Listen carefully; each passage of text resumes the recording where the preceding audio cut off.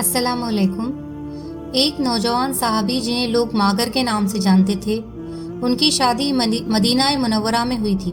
ایک دن شیطان نے انہیں پھسلایا اور انہیں ایک انصاری کی لونڈی پر مائل کر دیا اور راہ حق سے ہٹانے کی کوشش کی، مگر شیطان کے جال میں پھنسے اور اس لونڈی کو تنہائی میں لے گئے۔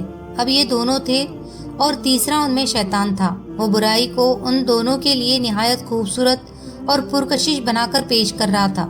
وہ دونوں بہک گئے اور جوانی کی طغیانی کا شکار ہو گئے۔ جب ماگر اپنے جرم سے فارغ ہوئے تو شیطان نے ان کا ساتھ چھوڑ دیا۔ اب وہ پھوٹ پھوٹ کے رونے لگے اور اپنے نفس کا محاسبہ کرنے لگے۔ گناہ کی آگ ان کے دل کو جلانے لگی۔ وہ بے قرار ہو کر آقائے دو جہاں صلی اللہ علیہ وسلم کی خدمت میں آئے اور آپ کے سامنے کھڑے ہو گئے۔ احساس گناہ انہیں تڑپانے لگا۔ کہنے لگے، اے اللہ کے رسول صلی اللہ علیہ وسلم، مجھ سے جینا ہو گیا ہے، مجھے پاک کر دیجئے۔ نبی کریم صلی اللہ علیہ وسلم نے ان کی طرف سے منہ پھیر لیا۔ وہ دوسری جانب آ گئے، بولے، اے اللہ کے رسول صلی اللہ علیہ وسلم، میں شیطان کے جھانسے میں آ گیا، جینا کر بیٹھا، مجھے پاک کر دیجئے۔ نبی کریم صلی اللہ علیہ وسلم نے فرمایا، تجھ پر افسوس ہے، واپس چلا جا اور اللہ تعالیٰ سے اپنے گناہ کی معافی مانگ اور توبہ کر لے۔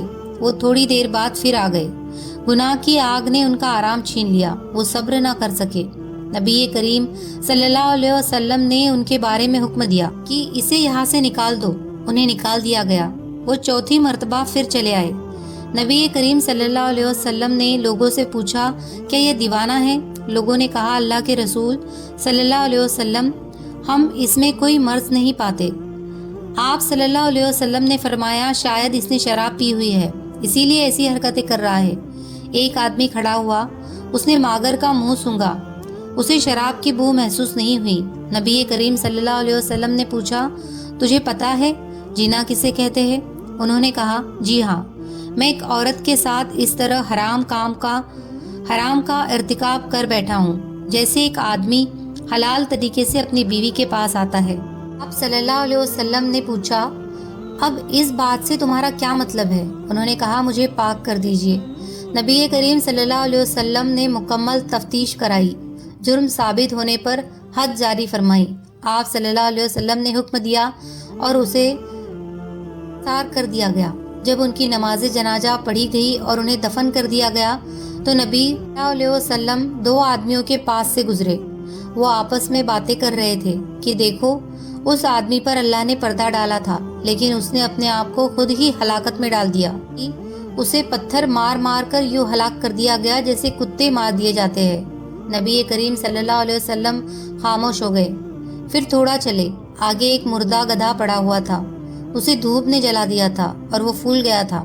جب نبی کریم صلی اللہ علیہ وسلم نے اس گدھے کو دیکھا تو پوچھا، فلاں فلاں آدمی کدھر ہے؟ وہ دونوں بولے، اللہ کے رسول صلی اللہ علیہ وسلم، ہم یہاں ہیں۔ آپ صلی اللہ علیہ وسلم نے فرمایا، اترو اور اس گدھے کا گوشت کھاؤ۔ وہ حیران ہو کر بولے، اللہ کے نبی صلی اللہ علیہ وسلم، بھلا اسے کون کھا سکتا ہے؟ آپ صلی اللہ علیہ وسلم نے فرمایا، ابھی جو تم اپنے بھائی کی عزت پامال کر رہے تھے، وہ اس گدھے کو کھانے سے بھی زیادہ بدتر ہے۔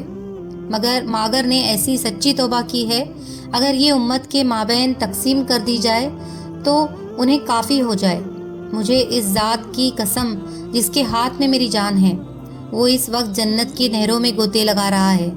خوشخبری ہے، ماگر بن مالک کے لیے وہ جوانی کی بھول کا شکار ہوا اور اپنے رب کے درمیان پڑے ہوئے پردے کو پامال کیا۔